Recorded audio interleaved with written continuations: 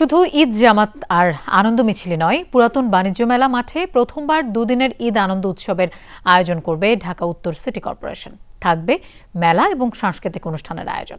সকালে এ নিয়ে আগারগাঁওয়ের বিআইসিসি সেন্টারে এক প্রস্তুতি সভা করে ঢাকা উত্তর সিটি কর্পোরেশন। এ সময় আয়োজন সফল করতে সবার সহযোগিতা চান কর্মকর্তারা। পরে জামাতের স্থান ঘুরে দেখেন তারা, জানান প্রথমবার ঈদ জামাতের আয়োজন করা হচ্ছে পুরাতন বাণিজ্য মেলা মাঠে, যেখানে নামাজ আদায় করতে পারবেন 10,000 মানুষ। অংশ নেবেন সরকারের একাধিক উপদেষ্টা সহ ঊর্ধ্বতনরা। নামাজ শেষে সুলতানি ও মোঘল আমলের রীতি অনুযায়ী ঈদের আনন্দ মিছিল বের করা হবে। উপদেষ্টারা যোগ দেবেন মিছিলে।